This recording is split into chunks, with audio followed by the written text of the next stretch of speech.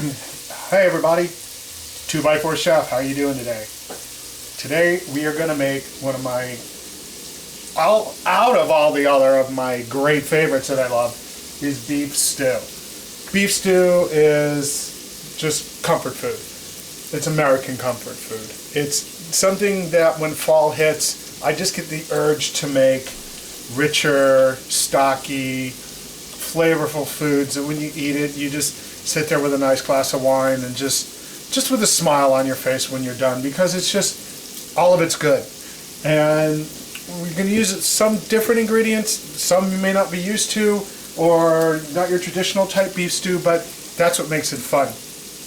We're going to have to make it in stages, so we're going to do that because the preparation is, there's a lot of preparation, and then you have to make it in stages because of the way I do it, because I'm using a different kind of fat than normal. Most people just use an olive oil, and then they put the onion, they just do their meats and they throw everything in.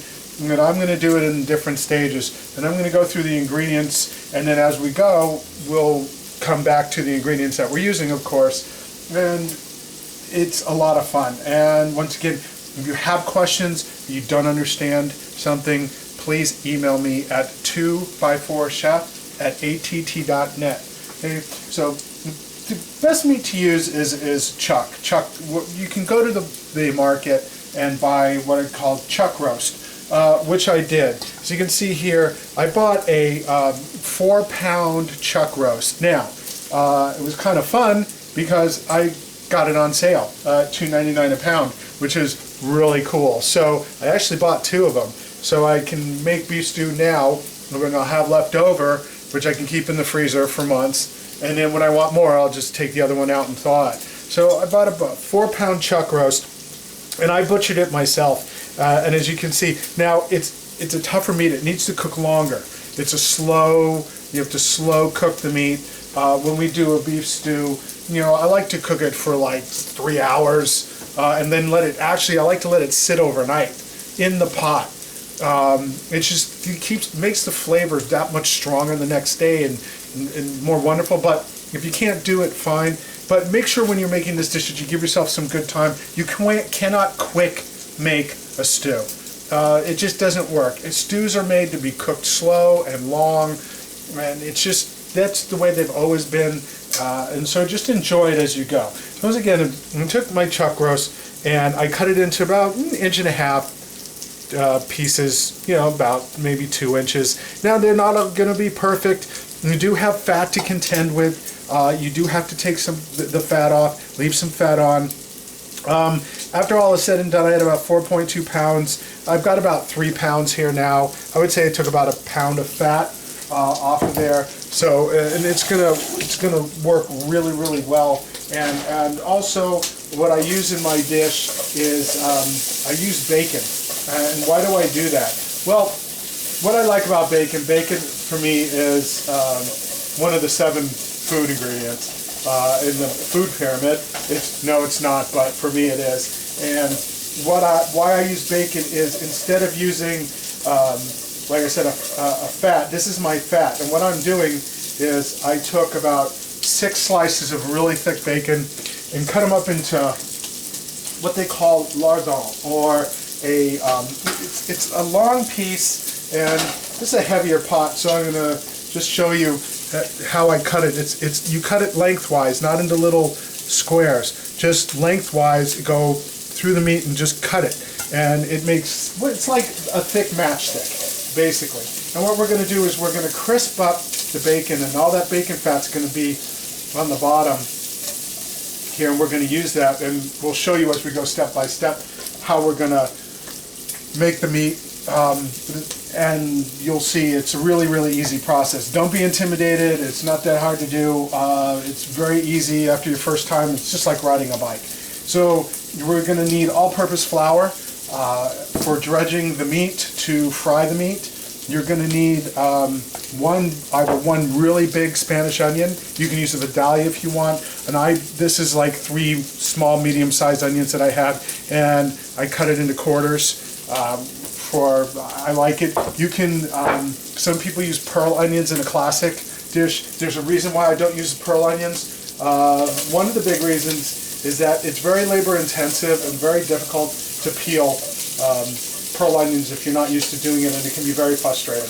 So the way I'm making it is that we brown the onions instead of just throwing them in to cook. So it adds another layer of flavor and that bold textures to a stew. Also, what you'll need is about a little over a pound of potatoes. Now, I'm using red potatoes. I like red potatoes. I like Gold Yukons. You can use Gold Yukon, russet, or red. I got reds this time, and what I do is I cut them up into nice 1 inch pieces, and you use about four nice size potatoes and cut them up. And what I've done is, you see, I have them here sitting in water. You don't want to cut a potato and leave it out. It'll get brown. The starch releases and it starts to oxidize. And if you put them in cold water, you'll see immediately the water will cloud up. So cut all your potatoes up, put them in cold water, and then put your hand over and drain out like this. Drain all the water out, and then you'll have your potatoes ready to go, and they will not get brown, or you can leave them in the water till you're ready to use them. That's the way I do it. I have I'd say about a half a pound or so of either cremini or white mushrooms. I have them mixed. I have cremini, which are brown mushrooms, and white mushrooms. And I just cut, if they're small, I cut them in half. If they're large, I quarter them. And you leave those aside. And 3 really nice sized carrots. Now, your traditional stews you'll see your carrots are always sliced on the round. Now, I like to have a little more, I'm about texture, and when you bite into something, when you have a disc, it's okay, it looks nice, but see how I cut these? It's what are called rustic. This is a rustic dish. So what I did is I peeled my carrots and I made the really rustic cuts. You can cut them into discs, whatever you're comfortable with. That's how I like it. You don't have to do it exactly the way I do it. And just give you suggestions just to make your dish a little different. It's always nice to have a nice rustic cut of potato and a rustic cut of carrot in there with the meat and the flavors. It's just when you do it the first time you do it, you'll understand. It all works together. Then we have also about 3 cloves of garlic that are chopped pretty well. That goes with the onion. On the side, I also have 3 slices of orange peel. You can go buy an orange. The flavor's amazing, the fragrance amazing. This is really key to the stew. It adds a really nice touch flavor, very old world flavor. Also have 1 bay leaf, which is important. And here's the liquid part. We're going to have 1 cup of beef stock, which you can buy at any store. You're going to have a bottle of red wine. Now, I suggest a couple of wines. Zinfandel is great. It's got that peppery, earthy flavor. You can get a nice Malbec from Latin America. Chili. You can get boasts of different wine. You can use a Burgundy too if you want. Burgundy is more towards a French stew. If you want to use a Burgundy, Burgundies are dry. That's why I don't like using them in my beef stew, because I don't want a dry wine. I want a wine with a lot of layers of flavor. That's why I use a Zinfandel or a Malbec, which is a really cool. You can use a Syrah if you want. A Syrah is a really bold choice to use. But any nice red wine. Hey, and make sure that you like the wine. It's always good. And here's a rule of thumb: don't buy cheap wine or a wine that you wouldn't drink to use with your cooking. Always use what you will drink. If you buy a $20 bottle of wine, you can cook with it, and you like it, use it. If you buy a really bad bottle of wine and you're just like, oh, you know what, I don't want to spend the money, I'm only cooking with it, you're making a huge mistake. So always use a wine that you like. Find that the best way to go. Also, we're using, and this is a different ingredient than most people use. Now this is a cup of port. I have my bottle of port out. I actually just opened it. Unfortunately, it's from 1985, so I've had this for a while, obviously. And I like using port in my food. The cork just completely disintegrated when I pulled it out, and it's fine. It's old, but a nice cup of port. You can get port in any store that sells wine. You don't have to spend a lot. Don't spend a lot of money on a port to cook with. You know, if you're a connoisseur and you have all that great port, you want to use it, fine. You want to go buy a nice cheap port, or inexpensive, pardon the phrase cheap, go ahead, because that's what I like to use. Also, we have fresh thyme.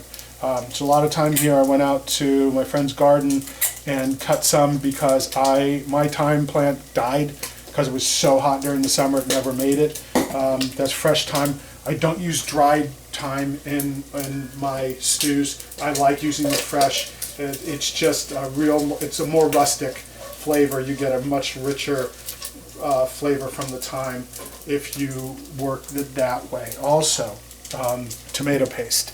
Tomato paste we use towards the end because you're using a lot of liquid, so you want to thicken your stew up a little bit. And also a cup of frozen peas. You can use organic peas. To me, get peas. Peas are peas. You want to spend the extra money on organic, go ahead. I really don't think it's worth it.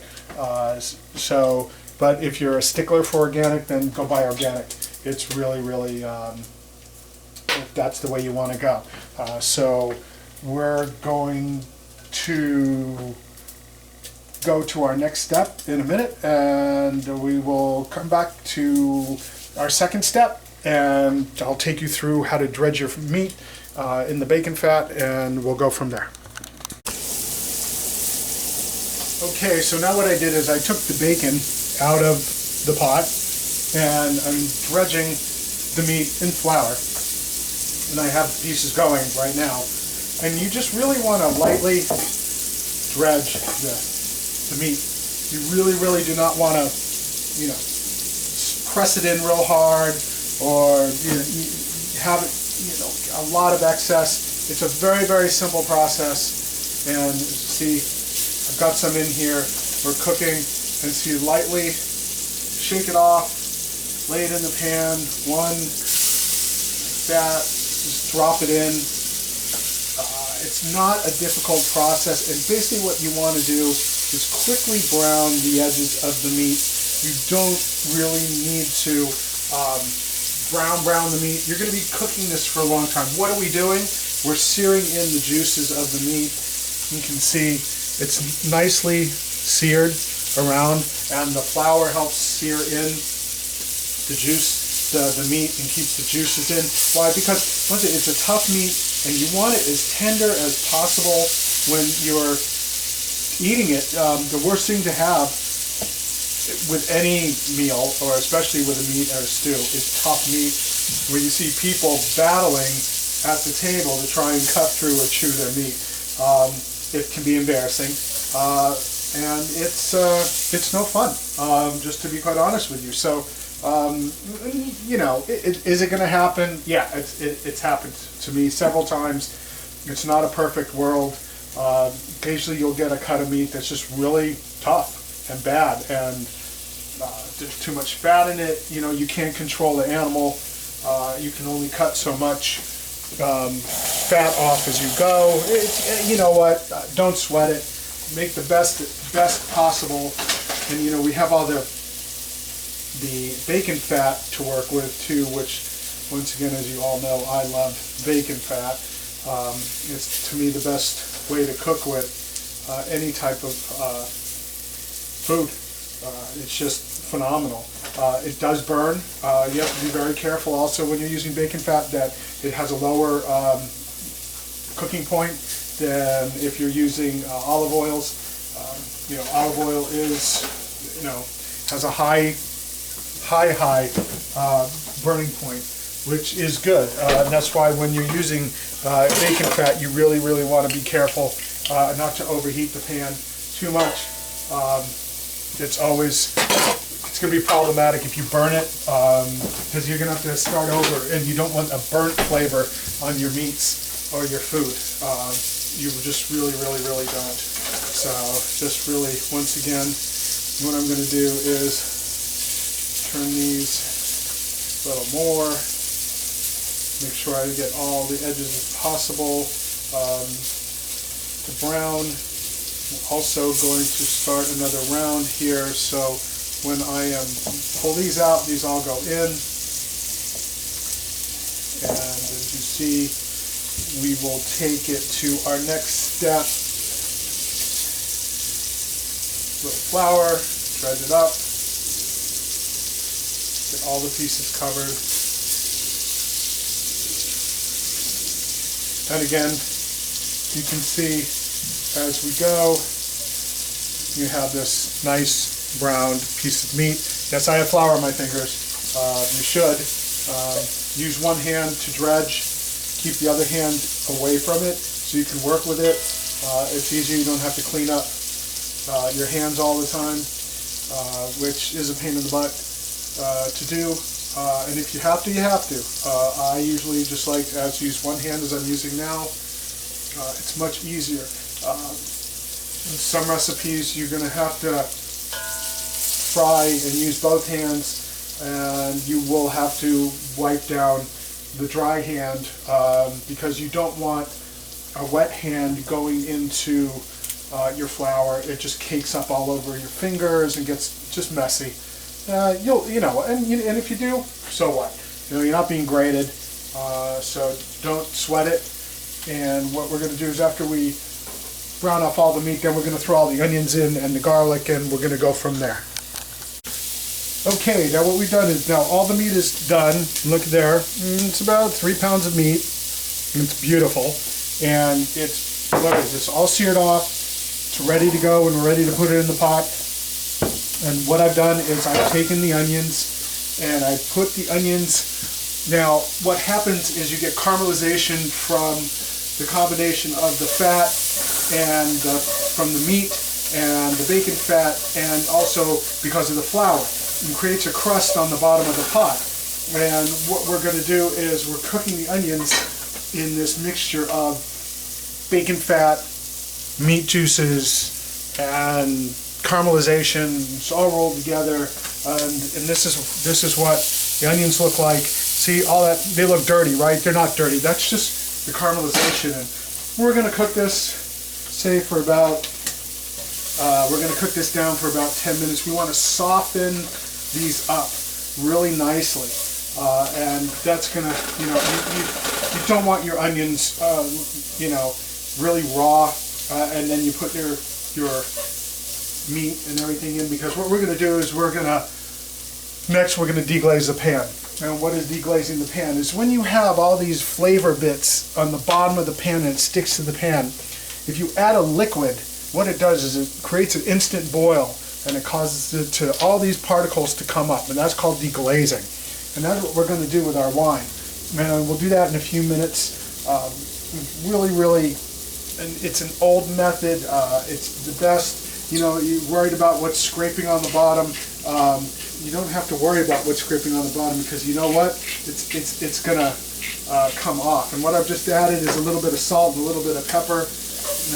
We're gonna let these onions cook up real nice, and after another 9 minutes or so, we will deglaze the pan. Okay. Okay. Now we are going to deglaze the pan. Now I want you to see the onions. They're cooked really nicely. So they're cooked down all the color. Got like a golden brown color from all the flavor and all the fat all stuck together. And now we're going to add our wine. And you're going to hear what's happened, so I'm going to be real quiet. This is the best part.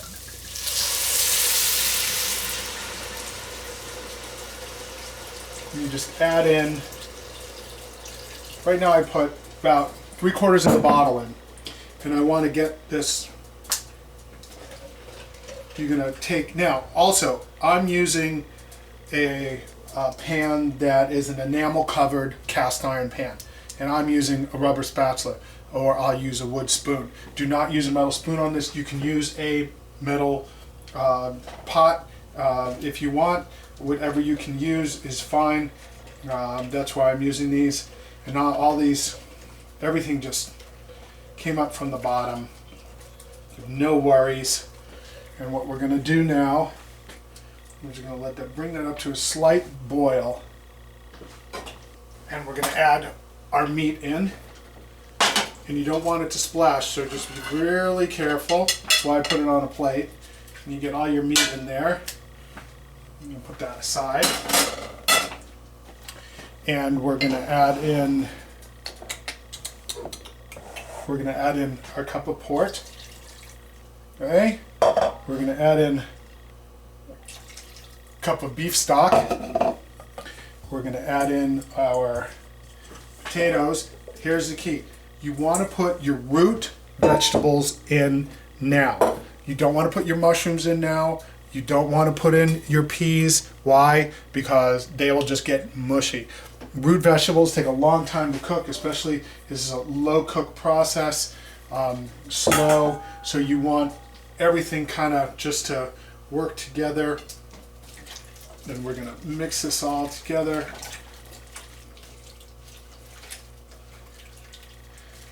Just the smell is amazing. We're going to add in thyme. Now I like to spread my thyme around. It's a nice amount of thyme. Put it in there. You don't need a ton. You know what? Put in what you want. But I would say, you see, I put a small handful in. We put that in, and then we're going to put our orange peel in, and our bay leaf goes in. I'm going to put the rest of the wine in. I'm going to let that sit. Everything out of the way. Our bacon that we took out from getting the bacon fat, that goes back in the pot. Yum! Don't forget the bacon. Bacon has to go in. It's a sin. Sorry guys, if you don't put it in. Did that rhyme? Yeah, I guess so. So we're just going to mix all this together. Now it's what we want to do after we mix it together is I'm not going to put any salt or any pepper in yet. Why? Because we want all these flavors to start working together before we start adding that type of spice, the salt and the pepper. Why is that? I've always to the side of caution with salt. You have salt already in here from the bacon. I put a little salt and pepper in when I was cooking the onions up, and you just want to be careful. Why? I'll tell you why. Once again, it's easy if you have a over-sweetened dish, you can calm sweet down. If you have too much salt in a dish, you're in trouble. It's very, very, very difficult to take a dish that's extremely salty or extremely too spicy and calm it down. So that's just a little bit of caution. I'm going to put a little bit more thyme on top. Okay, and I'm going to show you what it looks like. For now, you can see all everything in there, all the liquids in there, your root vegetables, which are your carrots and your potatoes, the thyme, the meat, the bacon, the beef stock, the port. So what we're going to do is we're going to bring this to a boil, and then we're going to cover it, and we're going to cook it. After it boils, we're going to bring it down to a simmer, a very low heat, and we're going to cook it for about 2 hours. Okay? And after the 2 hours, we'll come back and we'll make a few more adjustments, and we'll see you then. Thank you. Well, we're at almost 2 hours now. So what we're going to do is we're going to take the lid off and give it a stir and take a look, and it just looks wonderful. What we're going to do, I'm going to show you guys how the stew looks now from where it was. You can see it's thickened up. It's gotten rich brown color. The potatoes and the carrots are almost done. And a good way to check if they're done is you take a fork and you can take, and you see how easy that goes in to both the potato and into the carrot. Carrot's a little bit thicker pieces. It take a little bit longer to cook, which is fine. We're going to cook it a little longer. So what we're going to do is we're going to add about a couple teaspoons of tomato paste. Alright, we're going to add some salt. Nice big pinch. A little bit of pepper. Not a lot. Stir that up. It's on a nice simmer now, so see, and you can also see that all the fresh thyme that we put on there. You see, this is what it looked like when it went in, and see how all the leaves have come off now. Now they're incorporated into the stew, which is great flavor. Adds another dimension of flavor to the stew. And we're gonna put in our peas like that, and our fresh mushrooms, and we're just gonna let those sit on top. We're not gonna, don't have to stir them in because they're gonna get done that way. And we put the lid back on.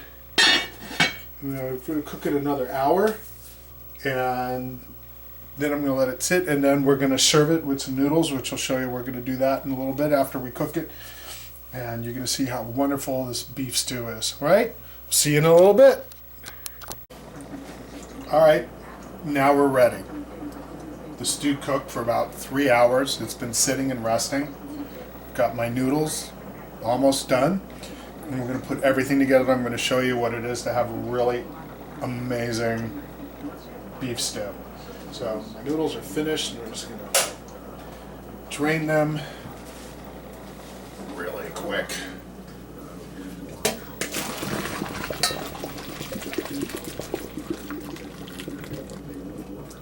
And I'm going to dress the noodles.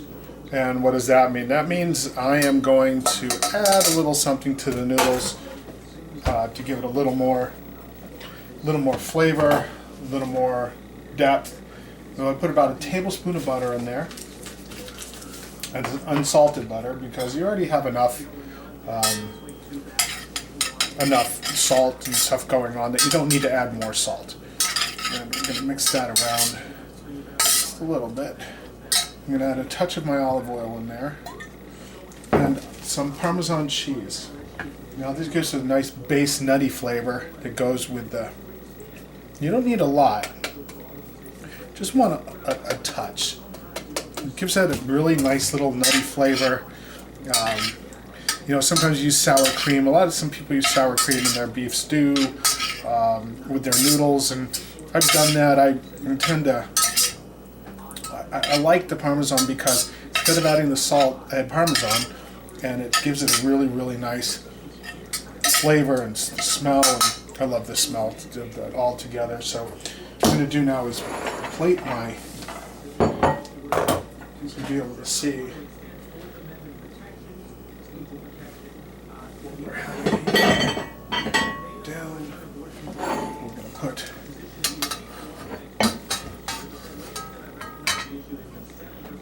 We're going to put the stew over the noodles.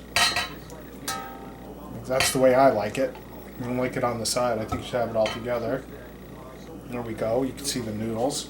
And we'll just put my noodles aside. Cover on it. Keeps that nice and warm. And now for the stew.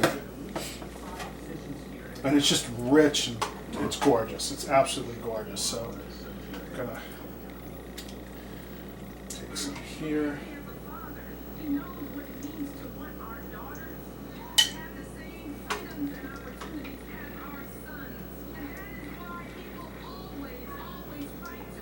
And I need to do this when it's really hot. It's been sitting, it's been cooking.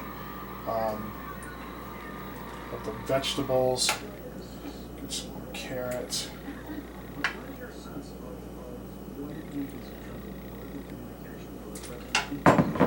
Just break this side a little bit. Do that up. And I'm gonna finish it off with some olive oil on the top, because I like olive oil. And there you go, guys. Look at that. That is just simply amazing and beautiful. You know what? I'm gonna go eat this. Once again, if you want the recipe, just follow along. Yeah, and have any questions, That's 2x4chef at att.net. Thank you so much, and I look forward to seeing you again. Thanks, guys.